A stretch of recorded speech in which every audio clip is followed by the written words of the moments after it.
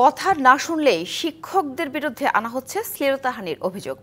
এর পক্ষে সাক্ষ্য দিতে বাধ্য করা হচ্ছে ছাত্রীদের। এরপর কমিটি গঠন করে শিক্ষকদের বিরুদ্ধে নেওয়া হচ্ছে শাস্তিমূলক ব্যবস্থা। বরিশাল নগরীর হালিমা খাতুন বালিকা মাধ্যমিক বিদ্যালয়ের প্রধান শিক্ষক মোহাম্মদ ফখরুজ্জামানের বিরুদ্ধে উঠেছে এইসব অভিযোগ। এর প্রতিবাদ জানিয়ে মানববন্ধন করেছেন অভিভাবকরা। কারণে অকারণে বরিশাল নগরীর হালিমা খাতুন বালিকা মাধ্যমিক বিদ্যালয়ের প্রধান শিক্ষকের বিরুদ্ধে সহকর্মীদের শায়েস্তা করার অভিযোগ উঠেছে।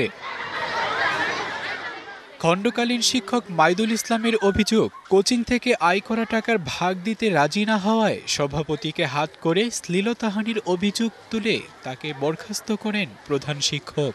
এদের নিজস্ব একটা কমিটি বানানো আছে যাদের কাজে হচ্ছে মেয়েদের দিয়ে টিচারদের ফাঁসানো, যাতে টিচাররা সম্মানের ভয়ভীতির ভয়ে তাদের কথা মতো কাজ করে। এছাড়াও গণিতের শিক্ষক এনামুল হক নাসিম ও ইংরেজির শিক্ষক মনিরুল ইসলামের বিরুদ্ধেও একই ধরনের অভিযোগ এনে শায়েস্তা করেন প্রধান শিক্ষক।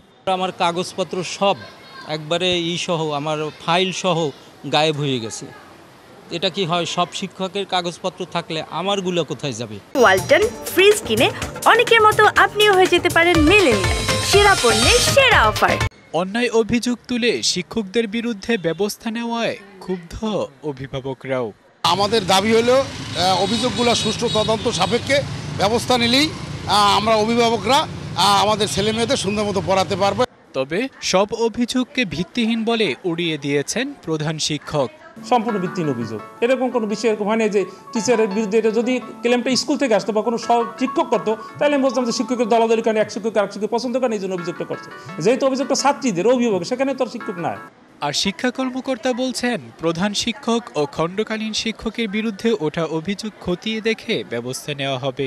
শিক্ষকদের বিরুদ্ধে যে অভিযোগগুলো এসেছে সেটা তদন্ত করে যেটা সঠিক সিদ্ধান্ত, সঠিক তথ্য পাওয়া যাবে সেটা আলোকেই ব্যবস্থা গ্রহণ করা হবে। এদিকে স্কুলে প্রধান শিক্ষক, সভাপতি সহ 5 জনের বিরুদ্ধে মামলা করেছেন খণ্ডকালীন শিক্ষক Maidul Islam. DBC news desk.